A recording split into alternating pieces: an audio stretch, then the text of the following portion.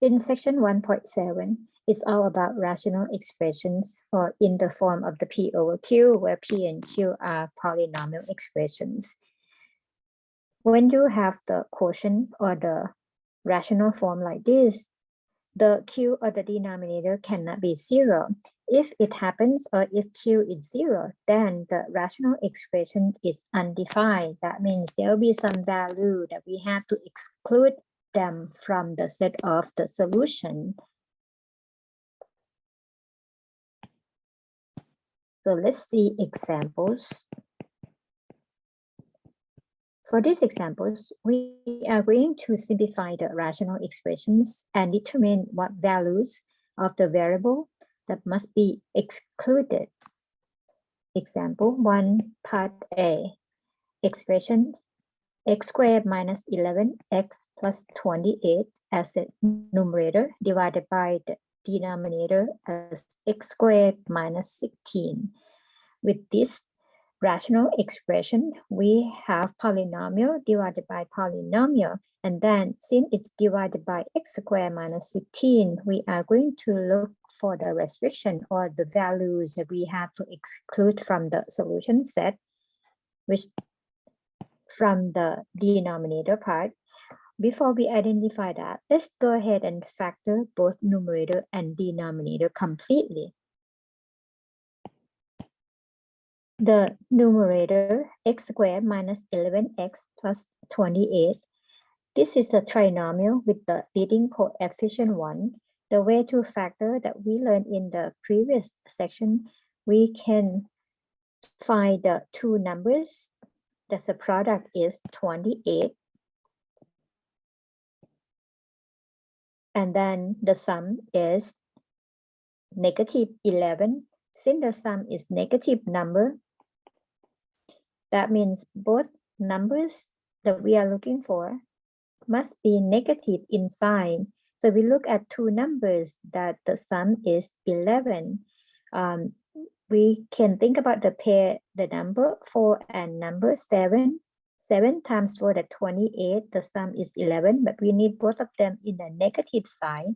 Therefore, the numerator part can be factored as x minus 4 times x minus 7, where the denominator is in the form of the difference of two squares.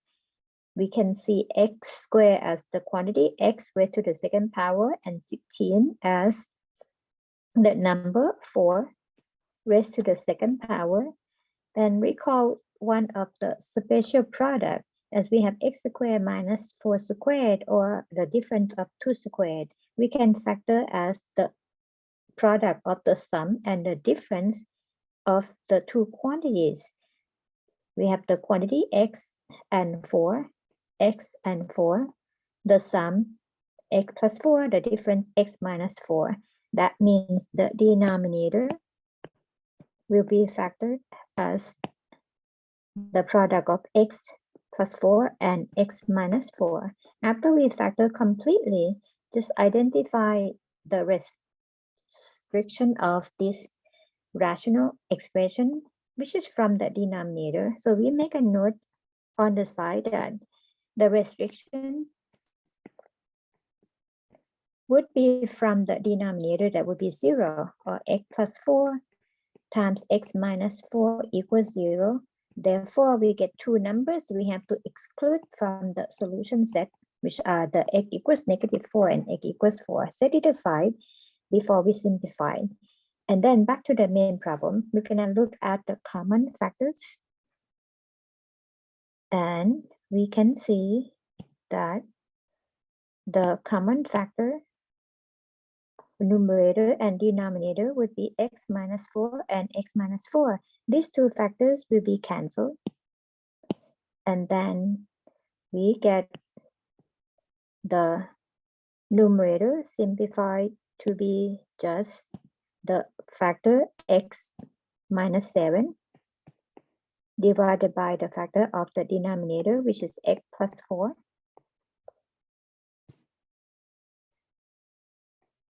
We are done simplifying because these two factors, the numerator and denominator factors, cannot be reduced or they don't have any common factor at all. And then the next part of the problem asks us to determine what value of the variables must be excluded. So on the side note here, we already found them. So we're going to exclude x equals -4 and x equals 4 from the solution set. Or basically, these two numbers will cause the rational expression undefined. So we can put it here. So note that x cannot be -4 and x cannot be +4. Another example. Let's see, number 1, part B. 4x squared minus 13x plus 3 all divided by 4x minus 1. For this problem, the denominator is in the binomial form, which cannot be factored any further. So we just put on the side notes here. We're going to look for the restriction or the numbers that we have to exclude from the solution set. So 4x minus 1 cannot be 0. So that means x cannot be 1/4. So this is our restriction.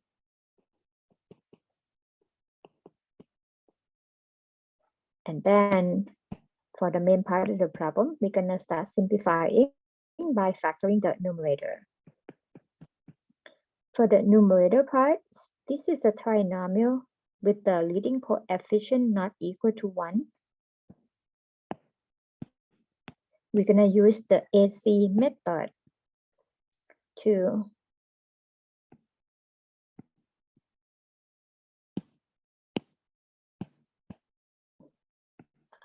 see. So we're going to use the AC method to factor this. The AC method, or basically we are looking for the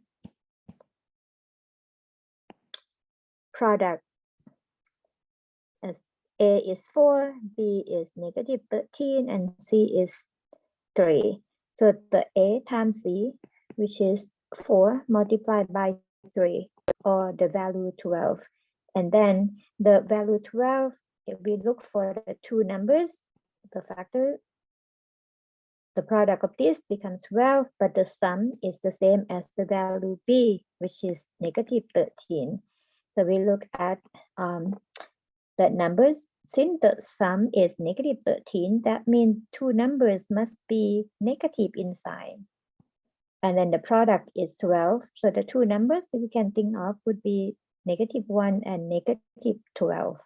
-1 plus -12 equals -13. Therefore, the numerator will be rewritten as the four terms by breaking up the -13x as -1x minus 12x plus 3. When we have four terms, we're going to use factoring by grouping.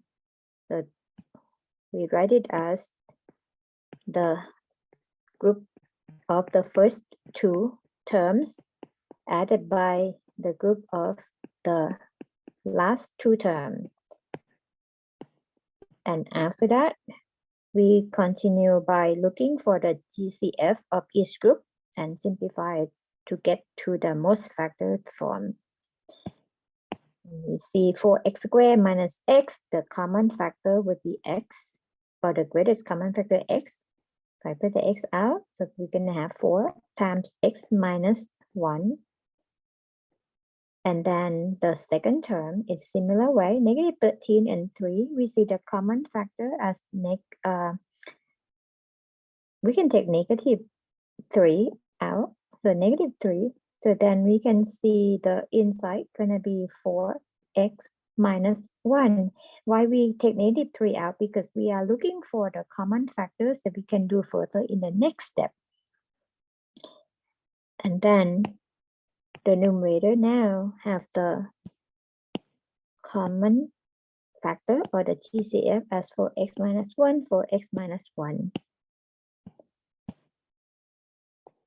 4x minus 1 as a GCF is outside of the quantity, and the inside the quantity gonna be the remaining factor from the first term is x, the second term is -3, and all divided by the denominator expression, which is for x minus 1.